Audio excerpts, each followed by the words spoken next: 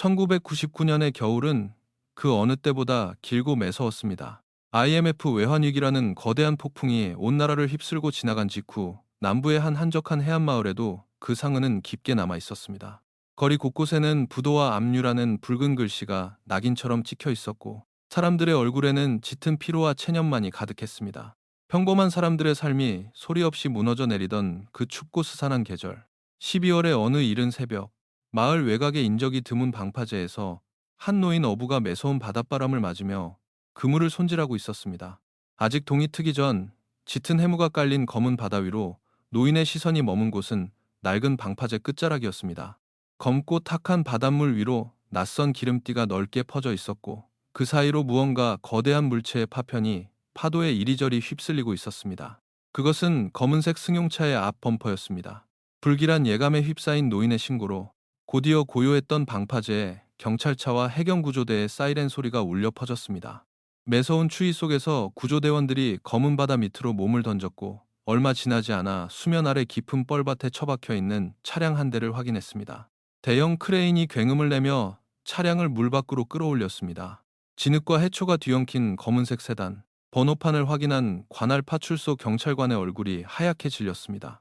그것은 마을의 낡은 전통시장에서 작은 해산물 가게를 운영하던 이 씨의 차량이었습니다.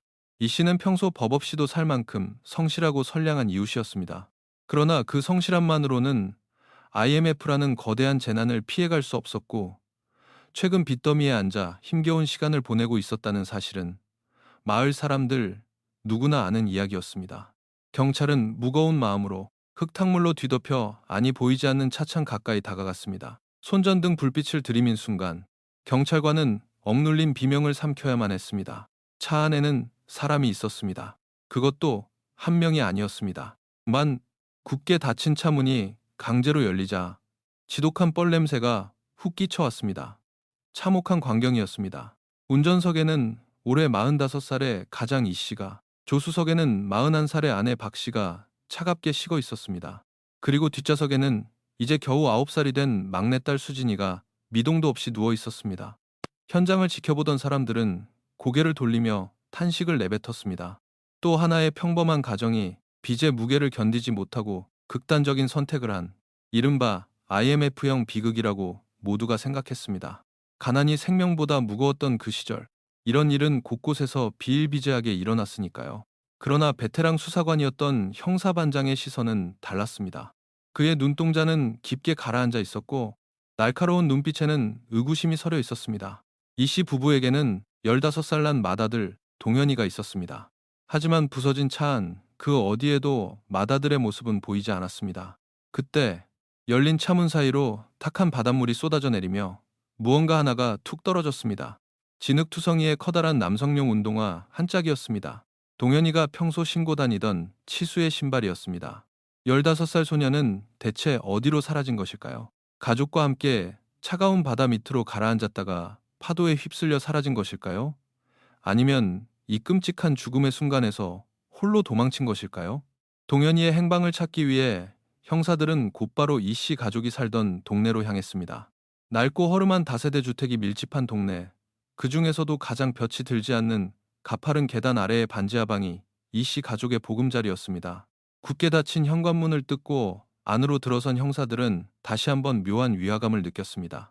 빚쟁이들에게 시달려 가재도구라곤 거의 남아있지 않은 텅 빈 방이었지만 누군가 일부러 청소를 한 것처럼 바닥은 티끌 하나 없이 말끔하게 닦여 있었습니다. 더 기이한 것은 방 한가운데 덩그러니 놓인 작은 밥상이었습니다. 밥상 위에는 동네 프라이드 치킨 껍질과 반쯤 먹다 남은 생크림 케이크가 놓여 있었습니다. 반년 넘게 생활고에 시달리며 아이들에게 변변한 간식조차 사주지 못했던 가족이 마치 특별한 파티라도 벌인 듯한 흔적이었습니다. 벽에 걸린 낡은 달력에는 사건이 발생한 날짜에 붉은색 펜으로 동그라미가 쳐져 있었고 그 밑에는 꾹꾹 눌러 쓴 글씨로 새로운 시작이라고 적혀 있었습니다. 죽음을 결심한 가족의 마지막 만찬이었을까요? 형사들이 집안을 샅샅이 뒤지던 중 수진이가 덮고 자던 얇은 이불 베개 밑에서 이상한 물건이 하나 발견되었습니다. 일회용 필름 카메라가 담겨 있었을 텅 빈 종이 상자였습니다. 집안 어디를 뒤져도 상자 안에 있었을 카메라는 보이지 않았습니다. 다음 날 오전, 국립과학수사연구소에서 날아온 긴급 부검 결과는 수사본부를 발칵 뒤집어 놓았습니다. 단순한 동반 자살로 여겨졌던 사건의 판도가 완전히 뒤집히는 순간이었습니다. 부검회의 소견에 따르면 사망한 세 사람의 폐에서는 바닷물이 거의 검출되지 않았습니다. 즉, 그들은 바다에 빠지기 전에 이미 숨을 거둔 상태였습니다. 더 끔찍한 사실은 시신에 남겨진 흔적들이었습니다.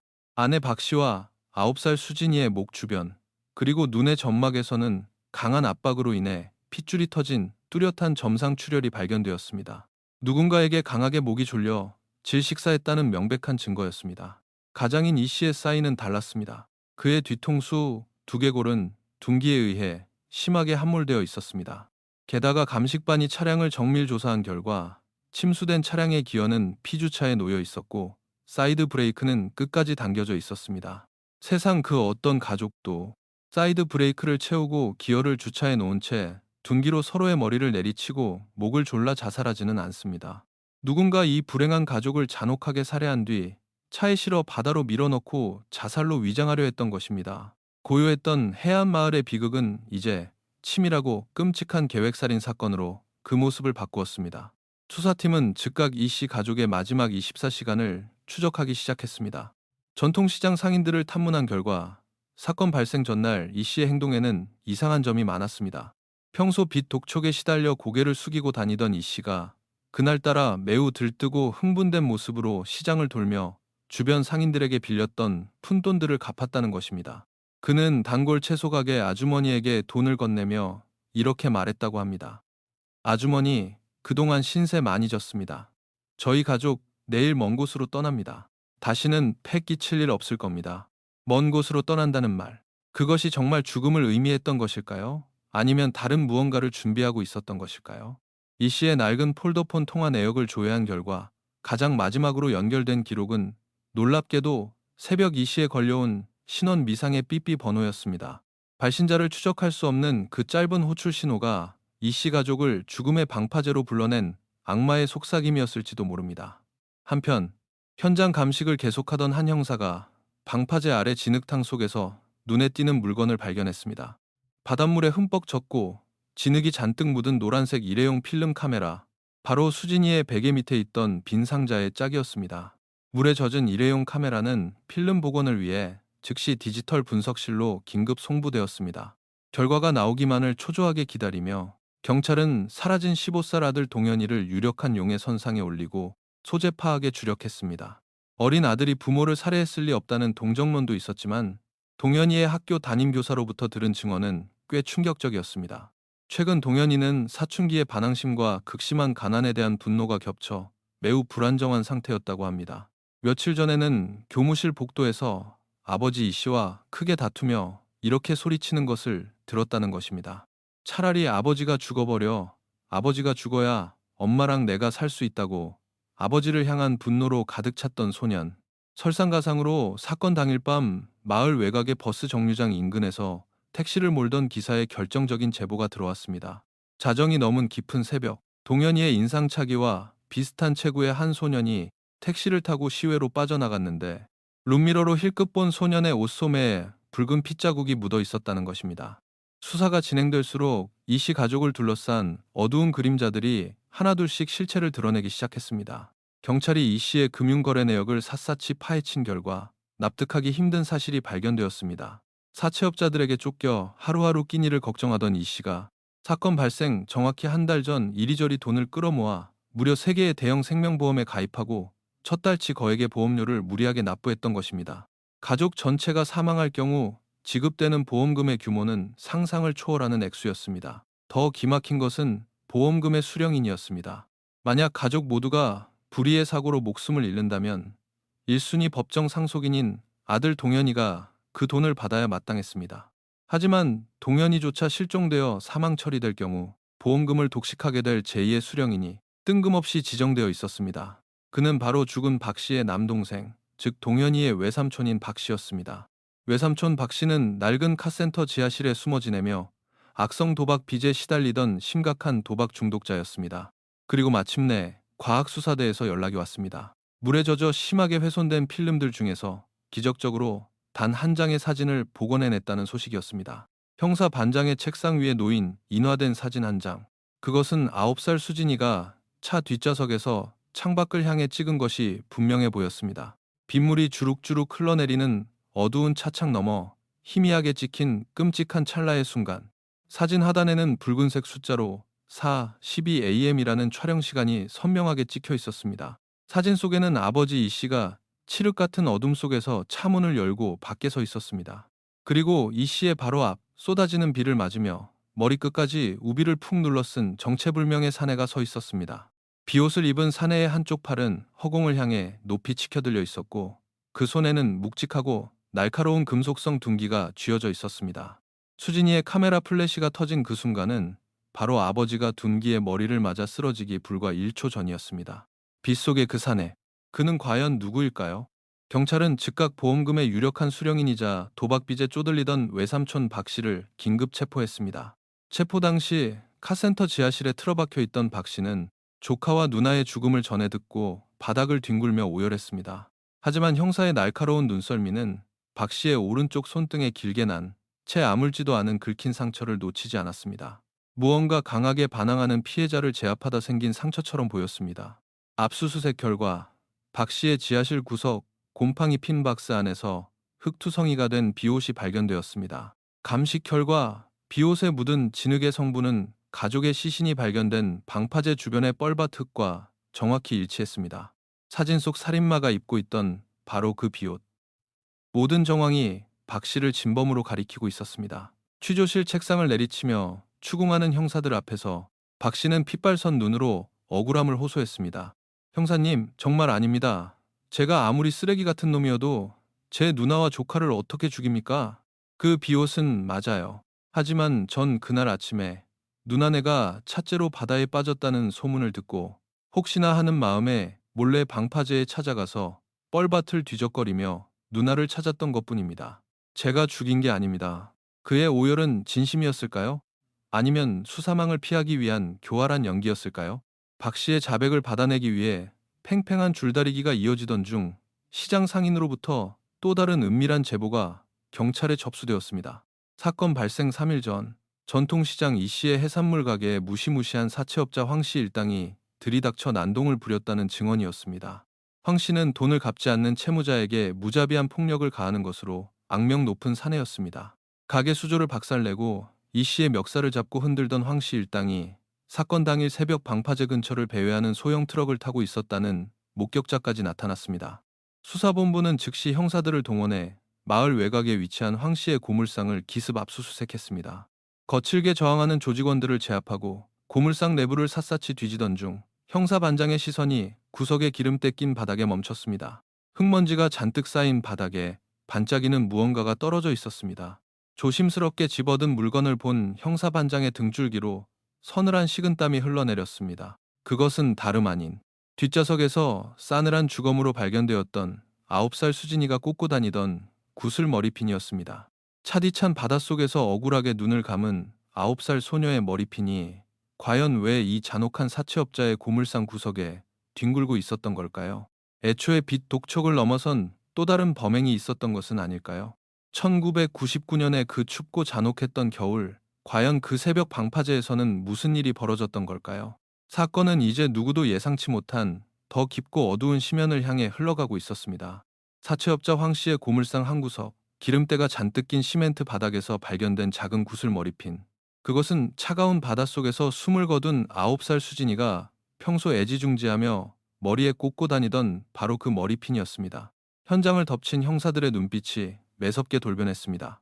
불법 추심과 폭력으로 악명 높던 황 씨 일당이 이 씨 가족을 협박하다 못해 납치하고 살해한 뒤 차량을 바다로 밀어넣은 것은 아닐까.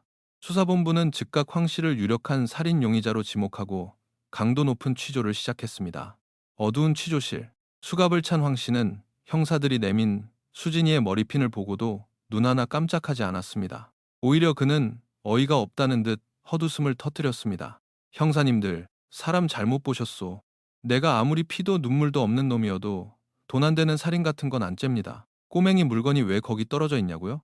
며칠 전에 내가 그 집 막내딸을 아주 잠깐 고물상에 데려다 놓은 적은 있지요. 황 씨의 입에서 나온 말은 충격적이었습니다. 빚을 갚지 않는 이 씨를 압박하기 위해 하교하던 수진이를 몰래 차에 태워 고물상으로 데려왔고 놀란 이 씨가 달려오게 만들었다는 것입니다. 명백한 유괴이자 협박이었습니다. 하지만 황 씨는 살인 혐의만큼은 완강히 부인했습니다. 그는 취조실 의자에 등을 기대며 묘한 말을 덧붙였습니다. 그날 밤 이 씨가 내 사무실로 찾아와서 빚을 싹 다 갚았습니다. 그것도 아주 빳빳한 새 돈으로요. 내일 당장 식구들 데리고 아주 먼 곳으로 떠날 거라면서 이게 마지막 정산이라고 합디다. 돈 냄새 확실히 맡았는데 내가 미쳤다고 황금알 낳는 거위를 죽입니까? 가스비조차 내지 못해 한겨울에 냉골 반지하에서 덜덜 떨던 이 씨가 대체 어디서 그 큰 돈을 구했다는 것일까요? 황 씨는 자신의 알리바이를 증명하듯 그날 이 씨에게 받았다는 500만 원 중 아직 쓰지 않고 남아있던 지폐 몇 장을 형사들에게 건넸습니다. 은행 띠지도 채 뜯지 않은 일련 번호가 나란히 이어지는 신권이었습니다. 경찰은 즉각 해당 지폐의 일련 번호를 해당 은행에 의뢰해 출처를 역추적했습니다. 며칠 전 읍내의 한 은행 지점에서 이 신권 다발을 현금으로 인출해간 사람의 이름이 모니터에 떠올랐습니다. 최 씨. 그는 항구 근처에서 작은 냉동 창고를 운영하는 수산물 도매업자이자 죽은 이 씨와는 과거 군 복무 시절부터 알고 지낸 오랜 전우였습니다. 한때 두 사람은 동업까지 할 정도로 각별한 사이였지만 몇 년 전 금전적인 문제로 크게 다툰 뒤 발길을 끄는 것으로 동네에 알려져 있었습니다. 형사들은 지체 없이 항구의 냉동 창고로 향했습니다. 비릿한 바다 냄새와 암모니아 냄새가 진동하는 창고 안에서 최 씨는 두꺼운 방한복을 입고 냉동 생선 상자를 나르고 있었습니다. 경찰의 갑작스러운 방문에도 최 씨의 태도는 지나칠 정도로 차분했습니다.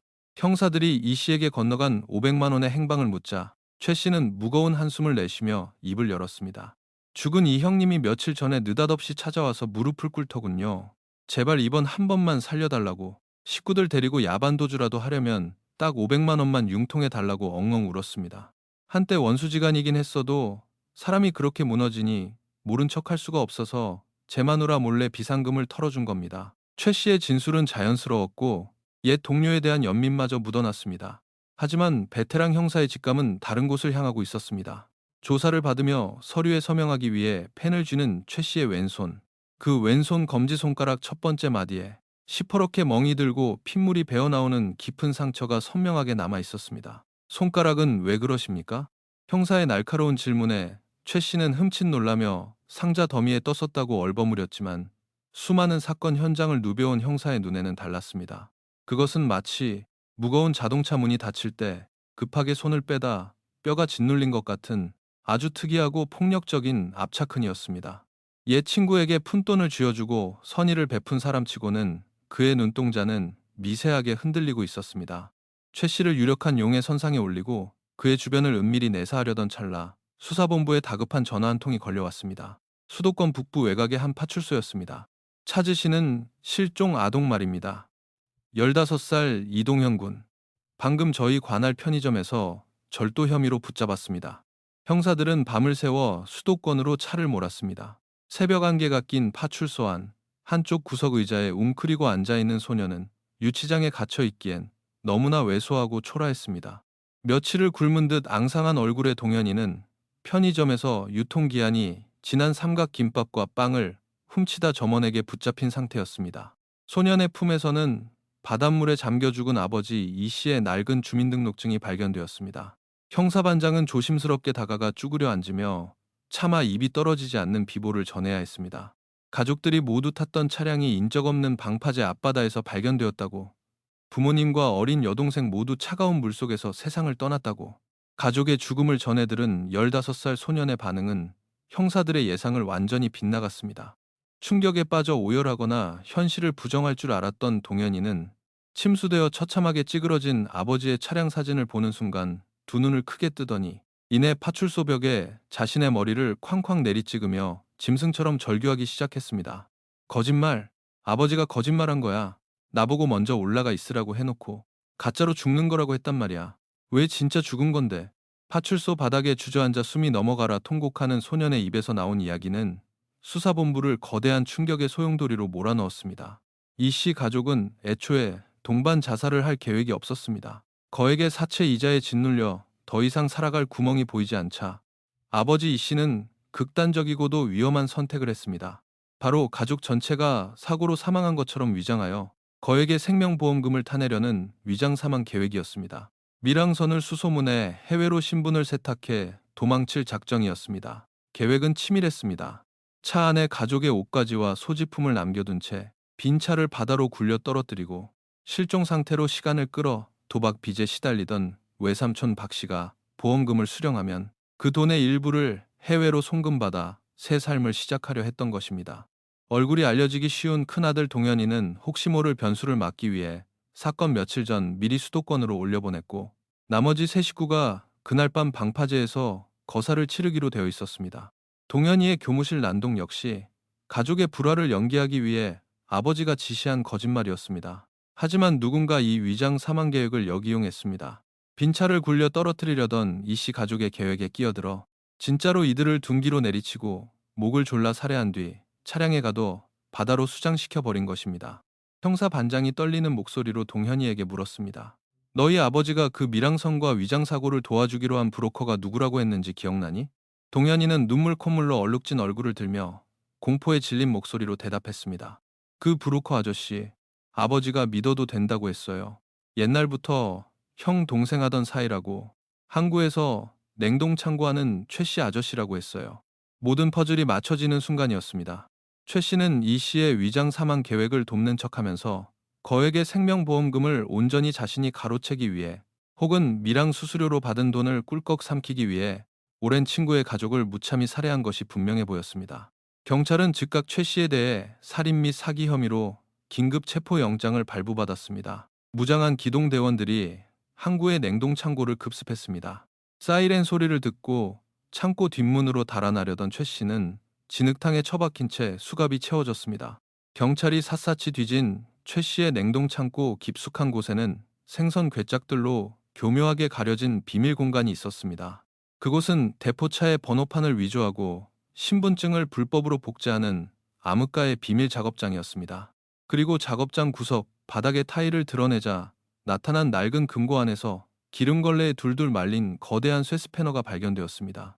스패너의 뭉툭한 머리 부분에는 검붉게 굳어버린 핏자국이 엉겨 붙어 있었고 그 사이로 짧은 사람의 머리카락 한 가닥이 엉켜 있었습니다.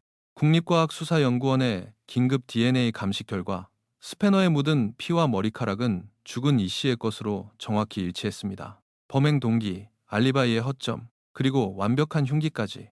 사건은 이렇게 마무리되는 듯 했습니다. 하지만 경찰서 취조실에 끌려온 최 씨의 반응은 기괴했습니다. 명백한 증거 앞에서도 그는 자신의 살인 혐의를 극구 부인하며 책상을 머리로 들이받고 발작하듯 소리를 질렀습니다. 내가 깡통 번호판이나 파는 쓰레기 맞습니다. 그 형님 야반도주 돕기로 한 것도 맞아요. 근데 난 사람 안 죽였습니다. 내가 방파제에 도착했을 땐 이미 다 죽어 있었다고요. 최 씨의 진술은 이러했습니다. 이 씨에게 수수료 명목으로 현금 500만 원을 받고 가짜 사고를 위장해 주기로 한 것은 사실이었습니다. 계획대로라면 이 씨 가족은 새벽 3시쯤 차를 버려두고 최 씨가 준비한 소형 어선을 타고 빠져나가고 최 씨는 새벽 4시 반쯤 방파제로 가서 흔적을 남기지 않기 위해 차량의 번호판을 스패너로 떼어낸 뒤 빈 차를 밀어버리기로 되어 있었습니다. 형사님, 맹세코 그게 끝이었습니다. 새벽 4시 반에 약속한 방파제 끝에 갔더니 차가 시동이 켜진 채로 비를 맞고 서 있습니다. 문을 두드려도 대답이 없길래 억지로 차 문을 열었는데 시발, 피비린내가 확 진동하면서 형님은 머리가 깨져서 운전석에 처박혀 있고 형수랑 꼬맹이는 뒷자리에 자빠져서 눈을 허옇게 뒤집고 까무러쳐 있었다고요. 너무 놀라서 뒷걸음질 치다가 손에 쥐고 있던 스패너를 형님 피 웅덩이에 떨어뜨렸고 벌벌 떨면서 그거 주워들고 뒤도 안 돌아보고 도망쳤습니다. 내가 죽인 게 아니라고요? 범인의 뻔뻔한 거짓말이라고 치부하기엔 최 씨의 얼굴은 극도의 공포에 질려 있었습니다. 형사 반장은 최 씨의 진술이 거짓임을 증명하기 위해 사건 당일의 타임라인을 다시 한번 꼼꼼하게 교차 검증하기 시작했습니다. 그리고 그 과정에서 수사팀은 등골이 서늘해지는 기이한 모순과 마주하게 됩니다. 국과수의 정밀부검 결과서에 적힌 사망 추정 시간이 문제였습니다. 위장에 남아있는 소화물의 상태를 분석한 결과 이 씨 가족이 마지막으로 먹었던 치킨과 케이크가 소화된 정도로 보아 그들의 사망 시간은 밤 11시에서 자정 사이로 추정되었습니다.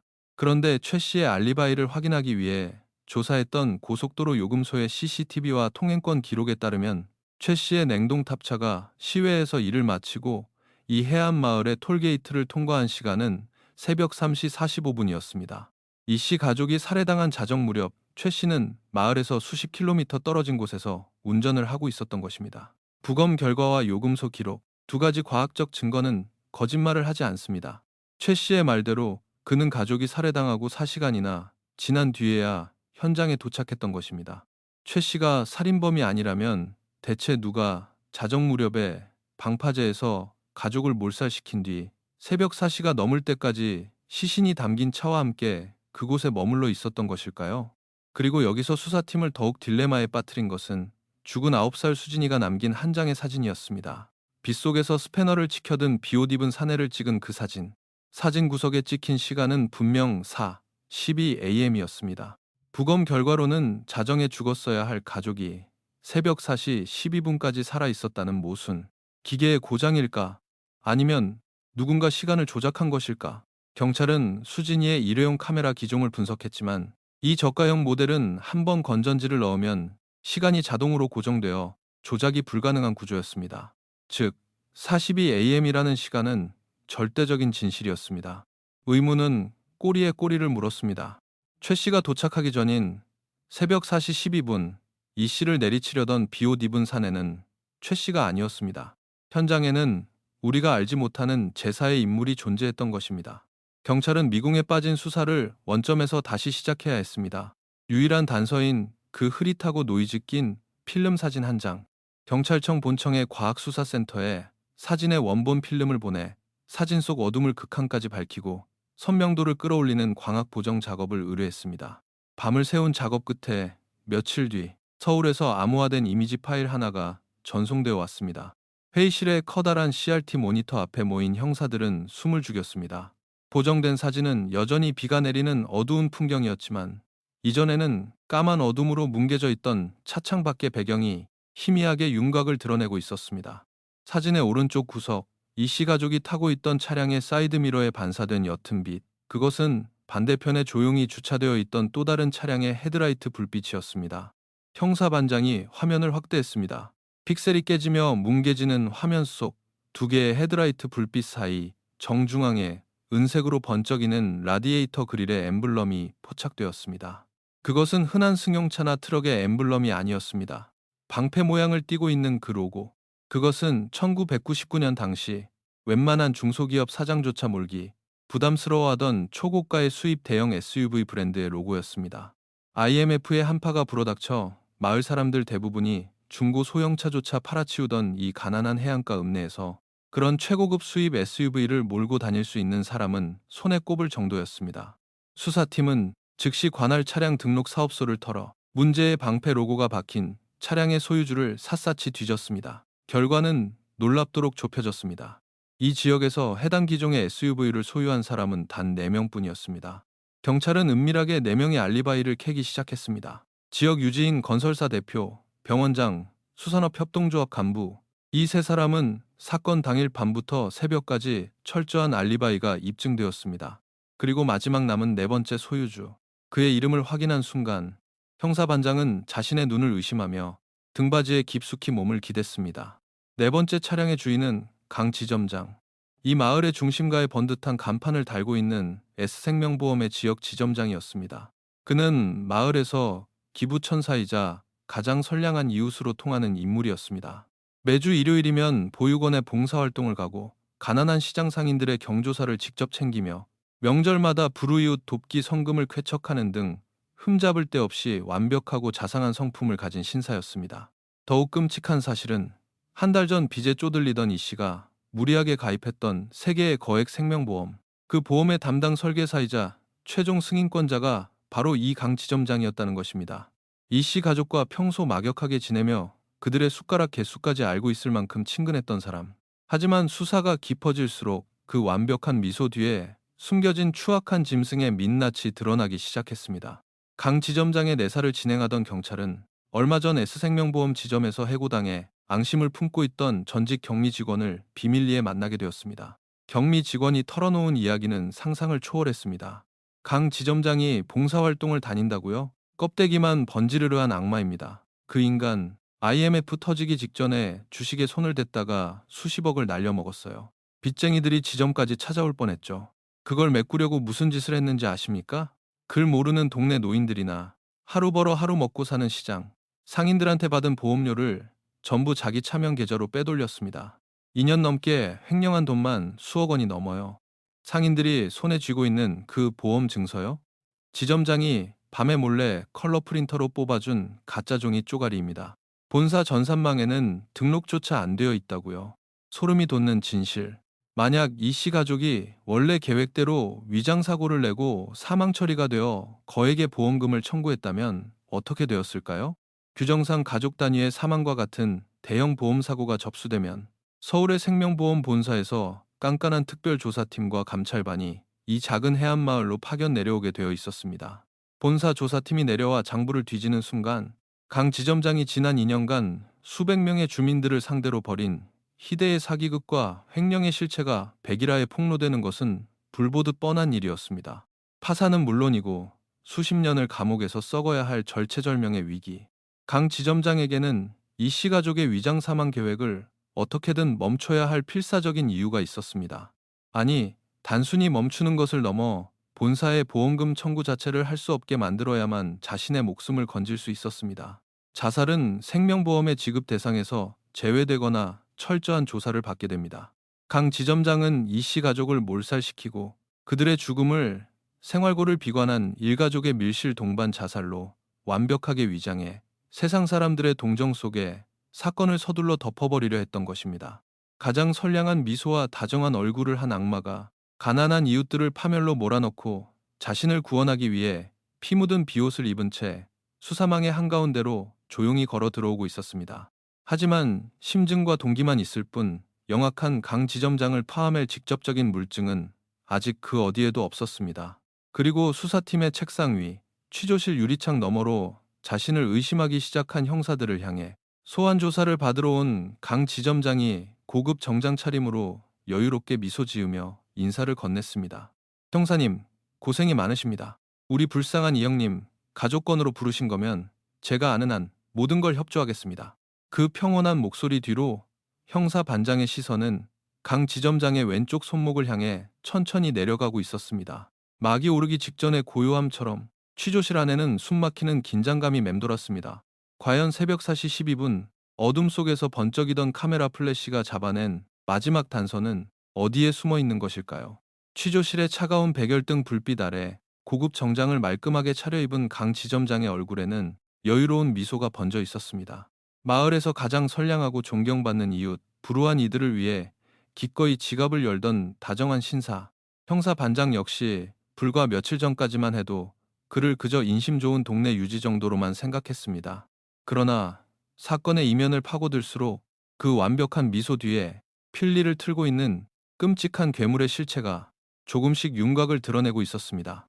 해고된 전직 격리 직원의 폭로는 수사본부를 발칵 뒤집어 놓았습니다. 강 지점장은 천사 같은 얼굴을 하고 있었지만 실상은 IMF의 한파 속에서 하루하루 피말리는 삶을 살아가던 시장 상인들의 피 같은 돈을 빨아먹는 기생충이었습니다. 주식 투자 실패로 수십억 원의 빚을 진 그는 마을 사람들에게 받은 생명보험료를 본사에 입금하지 않고 자신의 차명 계좌로 빼돌려왔습니다. 주민들이 소중하게 품고 있던 보험 증권은 그가 밤마다 지점 사무실에서 컬러 프린터로 조잡하게 인쇄한 가짜 종이 쪼가리에 불과했습니다. 본사 전산망 그 어디에도 이 마을 사람들의 이름은 등록되어 있지 않았습니다. 이 기막힌 횡령극과 이 씨 가족의 죽음은 대체 어떤 비극적인 인과관계로 묶여 있는 것일까요? 수사팀은 회의실 화이트보드에 얽히고 설킨 단서들을 그려나가며 마침내 하나의 소름 끼치는 결론에 도달했습니다. 만약 이 씨 가족이 원래의 계획대로 위장 사고를 내고 세상에서 사라진 뒤 남겨진 처남 박 씨가 그 거액의 사망보험금을 청구했다면 무슨 일이 벌어졌을까요? 한 가족이 몰살당하는 대형 보험 사고가 접수되는 순간 서울의 생명보험 본사에서는 즉각 베테랑 감찰반과 특별조사팀을 이 작은 해안마을로 파견했을 것입니다. 본사의 감사관들이 지점의 장부를 들춰보는 순간 지난 2년 동안 강 지점장이 저질러온 수억 원대의 사기극은 백일하에 폭로될 수밖에 없었습니다. 파산은 물론이고 평생을 차가운 감옥에서 썩어야 할 절체절명의 위기. 강 지점장에게는 이 씨 가족의 위장 사망 계획을 수단과 방법을 가리지 않고 막아야 할, 아니, 그들의 존재 자체를 영원히 지워버려야 할 필사적인 동기가 있었던 것입니다. 보험금 청구조차 할 수 없도록 이 사건을 생활고를 비관한 가족의 처참한 진짜 동반 자살로 둔갑시켜 사람들의 동정심 속에 서둘러 묻어버리는 것. 그것이 그가 살기 위해 선택한 유일한 출구였습니다. 동기는 완벽했습니다. 하지만 경찰 앞에는 거대한 벽이 버티고 있었습니다. 심증만 있을 뿐 영악한 강지점장을 살인 현장과 연결지을 직접적인 물증이 단 하나도 없었습니다. 그의 최고급 수입 SUV는 사건 다음 날 이미 실내 클리닝 업체를 통해 독한 화학약품으로 구석구석 세차를 마친 상태였습니다. 게다가 취조실에 앉아있는 강지점장의 곁에는 그가 서울에서 거액을 주고 선임한 대형 로펌의 변호사가 차가운 눈빛으로 형사들을 노려보고 있었습니다. 강 지점장은 무척이나 여유로웠습니다. 그는 죽은 이 씨를 불쌍한 나의 형제라 부르며 눈물까지 글썽이는 완벽한 연기를 선보였습니다. 사건 당일 밤에 행적을 묻는 형사의 질문에 그는 짐짓 슬픈 표정을 지으며 대답했습니다. 그날 밤 사업 문제로 스트레스가 심해 도무지 잠을 이룰 수가 없었습니다. 그래서 머리도 식힐 겸 차를 몰고 이웃 도시로 드라이브를 다녀왔죠. 방파제 근처에는 얼씬도 하지 않았습니다. 그의 말이 끝나기가 무섭게 변호사가 서류 가방에서 빳빳한 종이 한 장을 꺼내 테이블 위에 올려놓았습니다. 그것은 인근 도시로 넘어가는 고속도로 톨게이트의 통행 영수증이었습니다. 영수증에 찍힌 시간은 사건 당일 새벽 3시 정각, 수진이의 카메라 플래시가 터진 살해 시각은 새벽 4시 12분이었습니다. 마을에서 톨게이트 너머의 도시까지는 아무리 차를 몰아도 1시간이 좋게 걸리는 거리였습니다. 강 지점장은 4시 12분에 절대 그 방파제에 있을 수 없다는 너무도 완벽한 알리바이 증명서였습니다. 수사팀은 깊은 절망과 답답함에 휩싸였습니다. 눈앞에 살인마를 두고도 그가 짜놓은 완벽한 시간에 덫에 갇혀버린 형국이었습니다. 하지만 산전수전을 다 겪은 형사 반장은 포기하지 않았습니다. 그는 화이트보드에 붙은 마을 주변 지도를 뚫어지게 노려보며 밤을 새웠습니다. 범죄의 완벽한 알리바이란 없다. 이 새끼가 고속도로로 빠져나갔다면 마을로 다시 돌아온 길은 어딘가에 반드시 흔적이 남아있을 거다.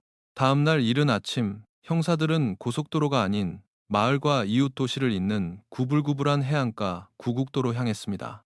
인적이 드물고 가로등조차 제대로 없는 낡은 도로였습니다. 그곳에 자리한 허름한 수동 요금소의 늙은 징수원은 며칠 전 그 폭우가 쏟아지던 새벽의 일을 생생하게 기억하고 있었습니다. 기억나고 말고요. 비가 억수같이 쏟아지는데 새벽 2시 반쯤인가 오토바이 한 대가 미친 속도로 차단기를 치고 지나갔어요. 비옷을 뒤집어 쓰고 있어서 얼굴은 못 봤지만 아주 요란한 소리가 났지. 경찰은 즉시 요금소에서 수백 미터 떨어진 낡은 주유소에 희미한 방범용 CCTV를 확보했습니다. 화면에는 비를 뚫고 질주하는 오토바이의 흐릿한 형상이 찍혀 있었습니다. 형사들은 숨을 죽인 채 화면을 초단위로 돌려보며 오토바이 뒷자리에 매달린 짐칸의 흐릿한 윤곽을 확인했습니다. 밤샘 화질 보정 작업 끝에 드러난 짐칸의 마크. 그것은 바로 강 지점장이 운영하는 S생명보험 지점의 판촉용 로고였습니다. 강 지점장의 알리바이는 철저히 계산된 트릭이었습니다. 그는 자신의 알리바이를 조작하기 위해 일부러 본인의 SUV를 몰고 고속도로 톨게이트를 빠져나가 영수증을 남겼습니다. 그리고 이웃 도시에 차를 버려둔 채 미리 준비해둔 보험 지점에 영업용 오토바이를 타고 CCTV가 없는 어두운 구국도를 미친 듯이 달려 다시 마을로 숨어 들어온 것입니다. 살인을 저지른 후 다시 오토바이를 타고 이웃 도시로 넘어가 자신의 SUV로 갈아타고 태연하게 아침을 맞이하는 치밀함. 악마의 알리바이가 산산조각 나는 순간이었습니다. 경찰은 지체 없이 법원으로부터 압수수색 영장을 발부받아 마을에서 10km 떨어진 외곽에 위치한 강지점장 소유의 비닐하우스로 들이닥쳤습니다. 평소 그가 희귀 난초를 가꾼다며 동네 사람들의 접근을 막아왔던 외딴 곳이었습니다. 바람에 펄럭이는 검은 차광막 사이로 스산한 기운이 감도는 비닐하우스 안. 과학수사대원들이 하우스 내부의 불을 모두 끄고 혈흔에 반응하는 루미놀 용액을 바닥과 벽면에 흩뿌리기 시작했습니다. 깊은 어둠 속에서 숨막히는 정적이 흘렀습니다. 잠시 후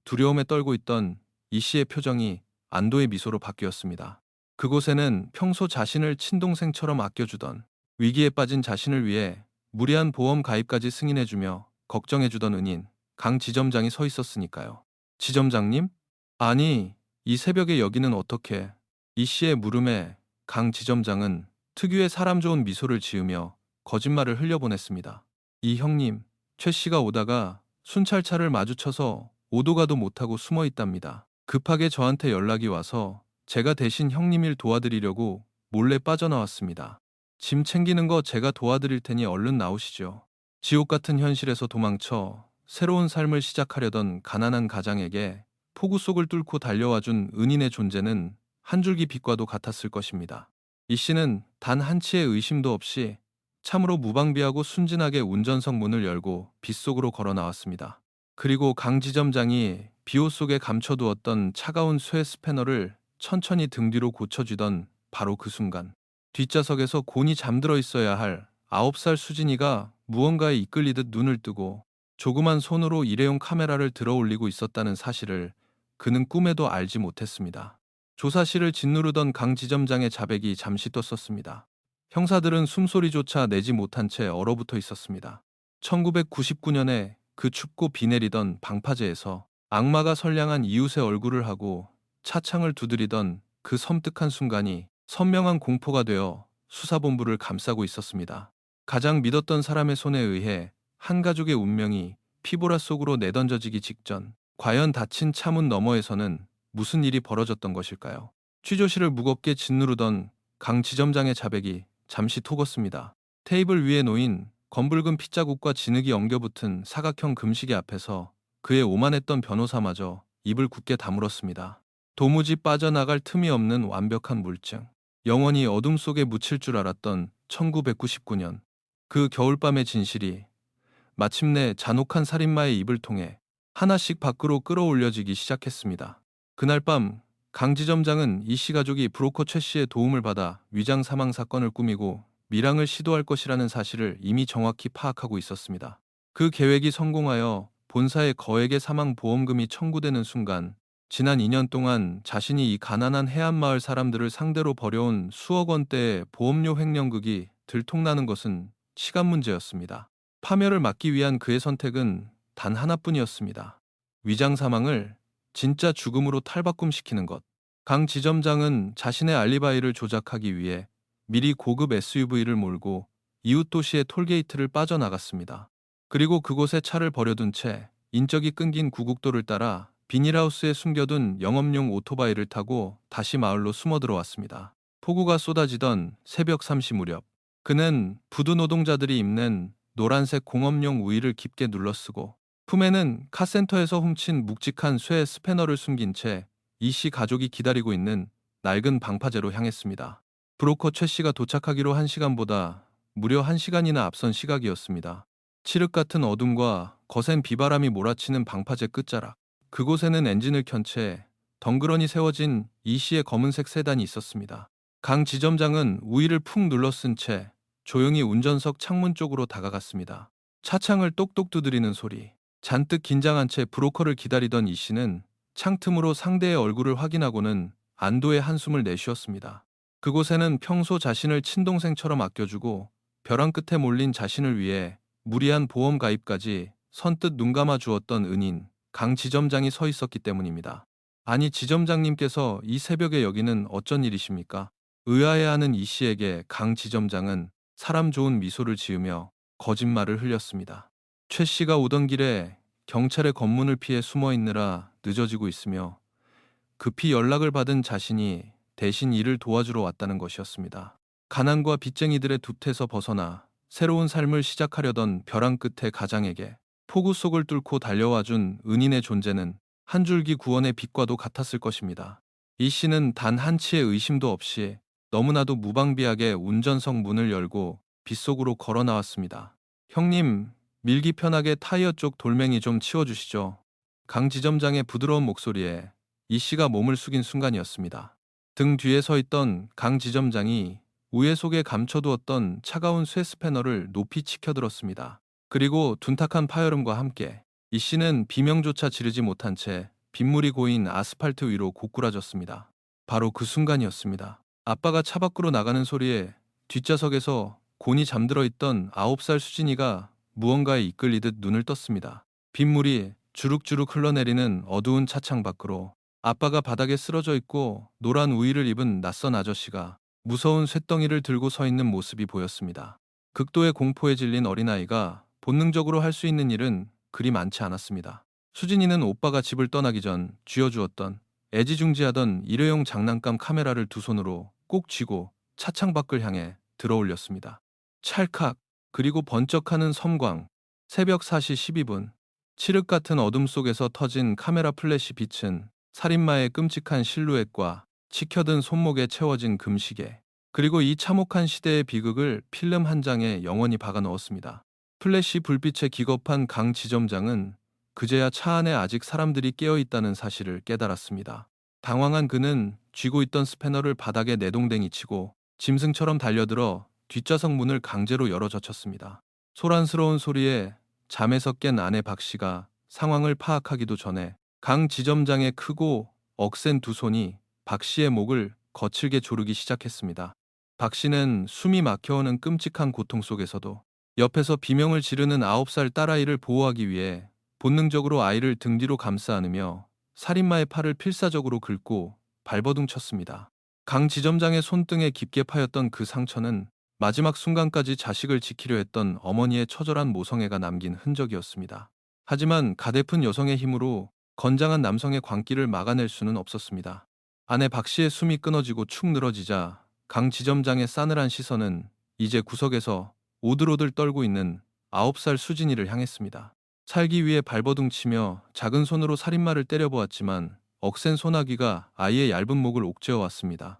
수진이는 손에 쥐고 있던 장난감 카메라를 시트 아래로 떨어뜨린 채 그렇게 차가운 방파제 위에서 짧은 생을 마감했습니다. 세 사람의 목숨을 앗아간 강지점장은 서둘러 현장을 위장하기 시작했습니다. 쓰러진 이 씨의 시신을 운전석에 구겨 넣고 문을 닫은 뒤 기어를 중립으로 바꾸어 차를 바다로 밀어 넣으려 했습니다. 차가 바다 깊숙이 가라앉아 시신이 유실되거나 오랜 시간이 흐른 뒤에야 발견된다면 완전한 실종 혹은 동반 자살로 처리될 것이기 때문이었습니다. 하지만 그의 계획에 예상치 못한 변수가 생겼습니다.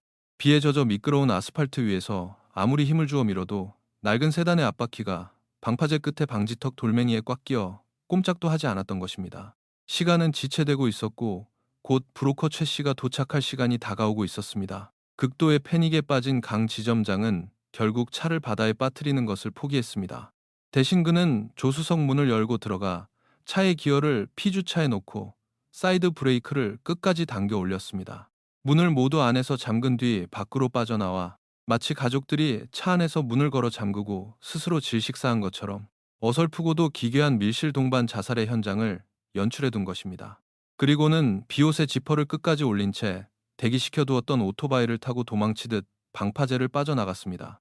수진이가 떨어뜨린 그 작은 장난감 카메라는 싸구려 플라스틱 덩어리에 불과하다고 생각했기에 확인조차 하지 않은 채 버려두고 말입니다.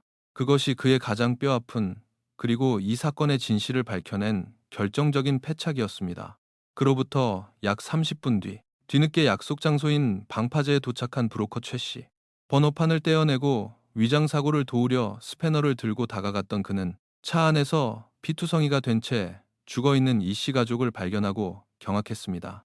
누군가 선수쳐서 가족을 몰살시켰다는 사실에 극도의 공포를 느낀 최 씨는 들고 있던 스패너를 이 씨의 핏물 고인 바닥에 떨어뜨리고 말았습니다. 이대로 경찰에 신고했다가는 자신이 살인범으로 몰릴 것이 뻔했고 미랑 수수료로 챙긴 500만 원도 토해내야 할 판이었습니다. 결국 최 씨는 자신의 흔적을 지우기 위해 강 지점장이 밀다 포기한 그 차량을 젖먹던 힘을 다해 밀어 턱을 넘겼습니다. 육중한 차량은 검은 바닷물 속으로 곤두박질치며 가라앉았고 두 명의 이기적인 범죄자가 무의식적으로 합작해낸 완벽한 범죄 현장이 완성되는 순간이었습니다. 사건의 전말이 모두 밝혀진 며칠 뒤 비 내리는 방파제에서 현장 검증이 열렸습니다. 소식을 듣고 몰려든 마을 사람들은 폴리스 라인 밖에서 분노를 토해냈습니다. 천벌을 받을 놈, 사람 좋은 척은 혼자 다 하더니 내 놈이 짐승보다 못한 악마 새끼였다. 썩은 달걀과 진흙 덩어리가 강 지점장의 포승줄 묶인 몸으로 날아들었습니다. 고개를 푹 숙인 채 범행을 재현하는 강 지점장의 모습은 더 이상 마을 사람들에게 존경받던 다정한 이웃이 아니었습니다. 그저 자신의 탐욕을 숨기기 위해 일가족을 짓밟은 비열한 살인마일 뿐이었습니다. 그리고 그 흥분한 인파의 맨 뒷줄, 누구의 시선도 닿지 않는 구석에 검은 상복을 입은 깡마른 소년이 우두커니 서 있었습니다. 15살 동현이었습니다. 동현이는 비를 맞으면서도 우산조차 쓰지 않은 채 초점 없는 눈으로 부모님과 여동생의 마지막 순간을 재현하는 살인마의 몸짓을 묵묵히 지켜보고 있었습니다. 소년의 입술은 꾹 닫혀 있었지만 꽉 쥔 두 주먹에서는 붉은 피가 배어나올 만큼 깊은 슬픔과 분노가 소리 없이 끓어오르고 있었습니다. 해를 넘겨 열린 1심 재판. 지방법원의 서늘한 법정안은 빈자리 하나 없이 방청객들로 가득 찼습니다. 피고인석에 앉은 강 지점장은 여전히 대형 로펌의 변호사들을 병풍처럼 두르고 있었습니다. 그의 변호인은 끝까지 비열한 논리를 폈습니다. 피고인이 횡령을 저지른 것은 사실이나 이 살인 사건의 근본적인 원인 제공자는 보험 사기를 기획한 죽은 이 씨입니다. 피고인은 이 씨와 승강이를 벌이던 중 우발적으로 스패너를 휘두른 것이며 가족들의 죽음 또한 공황 상태에서 벌어진 과실치사일 뿐 계획적인 살인이 아닙니다. 살인마의 입에서 나오는 피해자 탓, 방청석 곳곳에서 억눌린 흐느낌과 탄식이 터져 나왔습니다. 그때 굳은 표정으로 앉아있던 담당 검사가 자리에서 일어나 법정 중앙의 대형 스크린에 사진 한 장을 띄웠습니다. 노이즈가 잔뜩 낀 비 내리는 차창 밖으로 스패너를 치켜든 비옷 입은 사내의 모습, 우측 하단에 선명하게 찍힌 42AM이라는 시간. 검사가 무거운 목소리로 입을 열었습니다. 존경하는 재판장님, 피고인은 우발적인 사고를 주장하지만 이 사진은 피고인이 범행 도구를 미리 준비하여 피해자의 뒤에서 치밀하게 기습을 가했음을 증명합니다.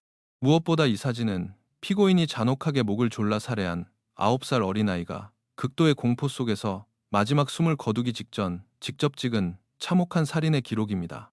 돈 때문에 이웃의 믿음을 배신하고 일가족의 생명을 쓰레기처럼 내던진 피고인에게 그 어떤 관용도 허락되어서는 안 됩니다. 이어진 증인 신문 시간. 검은 양복을 입은 15살 동현이가 증인석에 올랐습니다. 소년의 손에는 수진이가 쥐고 있던 바닷물에 부식되어 형체만 남은 낡은 플라스틱 장난감 카메라가 들려 있었습니다. 재판장의 질문에 동현이는 마이크를 끌어당겨 천천히 입을 뗐습니다. 우리 아버지가 나쁜 마음을 먹고 거짓말을 한 건 맞습니다. 가난이 너무 무서워서 죽은 척이라도 해서 우리를 살려보려고 바보 같은 짓을 했습니다. 그 죄는 아버지가 지옥에 가서라도 받을 겁니다. 하지만 동현이의 목소리가 미세하게 떨렸습니다. 하지만 제 동생 수진이는 9살이었습니다. 수진이는 평생 남을 속이는 법도 거짓말을 하는 법도 배운 적이 없는 착한 아이였습니다. 이 카메라가 찍은 사진이 제 동생이 세상에 남긴 처음이자 마지막 진실입니다. 저 악마가 우리 가족에게 무슨 짓을 했는지 동생이 목숨을 걸고 남긴 이 사진을 보고 부디 벌을 내려주십시오. 소년의 절제된 그러나 피를 토하는 듯한 절규에 법정 안의 모든 사람들이 고개를 숙이고 눈물을 훔쳤습니다. 피도 눈물도 없던 강 지점장조차 그 순간만큼은 눈을 질끈 감은 채 고개를 들지 못했습니다. 마침내 재판장의 엄숙한 선고가 법정에 울려 퍼졌습니다. 피고인 강말말은 자신의 횡령 범죄를 은폐하기 위해 평소 자신을 믿고 따르던 일가족 3명을 잔혹하게 살해하고 범행을 은폐하려 하였다. 그 수법이 매우 악랄하고 남겨진 유족에게 평생 치유할 수 없는 고통을 안겨주었음에도 반성하기는커녕 피해자에게 책임을 전가하고 있다. 이에 사회로부터 영원히 경미함이 마땅하다. 주문, 피고인 강말말을 사형에 처한다. 재판장의 둔탁한 법봉 소리가 3번 울려 퍼졌습니다. 살인마 강 지점장에게는 사형이, 범죄를 방조하고 시신을 유기한 브로커 최 씨에게는 징역 5년의 중형이 선고되었습니다. 죽은 자는 말이 없었지만 그들이 남긴 작은 렌즈 속의 빛이 끝내 진실의 조각들을 맞춰내어 정의의 심판을 이끌어낸 것입니다. 법적인 처벌은 내려졌지만 사건이 남긴 상흔은 해안마을 전체를 무겁게 짓눌렀습니다. 재판 과정에서 강 지점장의 횡령 사실이 낱낱이 공개되면서 시장 상인들과 마을 주민 수백 명은 자신들이 수년간 부어왔던 보험금이 모두 휴지 조각이 되었다는 사실에 경악했습니다. IMF의 한파를 견디며 한 푼 두 푼 아껴가며 쥐고 있던 마지막 희망의 끈마저 그들이 가장 믿었던 이웃의 손에 의해 무참히 잘려나간 것입니다. 동사무소 앞에는 구제책을 호소하며 주저앉아 통곡하는 노인들의 모습이 끊이지 않았습니다.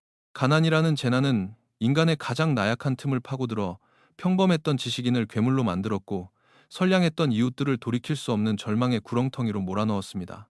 이 씨 가족이 비린내를 풍기며 웃고 떠들던 전통시장, 어귀의 낡은 해산물 가게는 얼마 지나지 않아 헐렸습니다. 그 자리에는 24시간 환하게 불을 밝히는 대형 프랜차이즈 편의점이 들어섰습니다.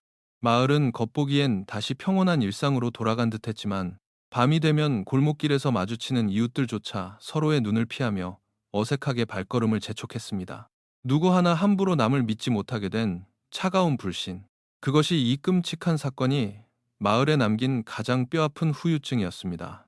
사건이 모두 종결된 후에 어느 겨울날, 동현이는 텅 빈 반지 하방에 홀로 남아 남은 짐들을 배낭에 쑤셔 넣고 있었습니다. 방 안을 채우던 곰팡이 냄새마저 이제는 익숙하게 느껴졌습니다.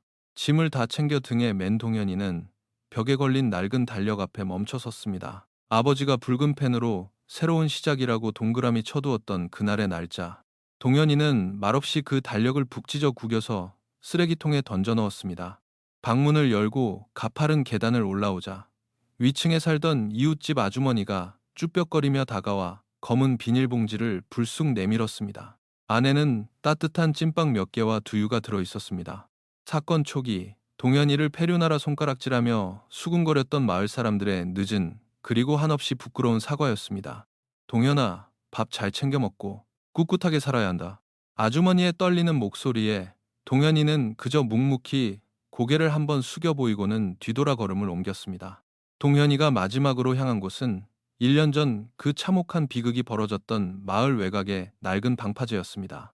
매서운 겨울 바닷바람이 뺨을 때리고 잿빛 하늘 아래 굽이치는 파도는 그날처럼 거칠고 차가웠습니다. 동현이는 방파제 끝에 서서 품속에서 비닐팩에 담긴 무언가를 꺼냈습니다. 소금기에 부식되고 플라스틱이 깨져버린 수진이의 노란색 일회용 카메라였습니다. 동현이는 카메라를 쥔 손을 방파제 난간 너머로 천천히 뻗었습니다. 수진아, 바람 소리에 묻혀버릴 듯 작은 속삭임. 네가 다 했어. 네가 그 나쁜 놈 잡은 거야. 참 잘했어. 우리 막내, 우리 막내. 동현이가 손에 힘을 풀자 노란색 카메라는 포물선을 그리며 허공을 가르고 차가운 겨울 바다의 검은 수면 아래로 작게 파문을 일으키며 가라앉았습니다. 더 이상 플래시가 터질 일 없는 깊고 고요한 심연 속으로. MC 보이스오버. 1999년 IMF라는 전대미문의 경제 위기는 수많은 가정의 지붕을 앗아가고 사람들의 마음에 지울 수 없는 깊은 흉터를 남겼습니다. 가난과 절망에 쫓기다 못해 벼랑 끝에서 위태로운 줄타기를 해야만 했던 사람들, 그리고 그 절망을 기생삼아 자신의 탐욕을 채우려 했던 평범한 얼굴을 한 악마들. 어쩌면 우리가 잊지 말아야 할 것은 살인마의 끔찍한 범행 수법만이 아닐지도 모릅니다. 이 비극을 잉태한 것은 누구 하나 손 내밀어주지 않았던 차가운 사회의 무관심이었고, 이웃의 고통을 짓밟고서라도 나만 살아남으면 된다는 잔혹한 이기심이었습니다. 방파제 앞바다에 가라앉은 이 씨 가족의 죽음은 단지 운이 나빠서 악당을 마주친 어느 불행한 가족의 개인사가 아니라 1999년 대한민국이라는 사회가 앓고 있던 가장 지독한 열병의 기록일 것입니다. 새벽 4시 12분, 9살 아이가 두려움 속에서 눌렀던 셔터. 빗물이 흘러내리는 유리창 너머로 번쩍였던 그 짧은 플래시 불빛은 잔혹한 살인마의 얼굴뿐만 아니라 이기심과 가난의 눈이 멀어 괴물이 되어버린 우리 시대에 슬프고도 섬뜩한 자화상을 영원히 비추고 있습니다.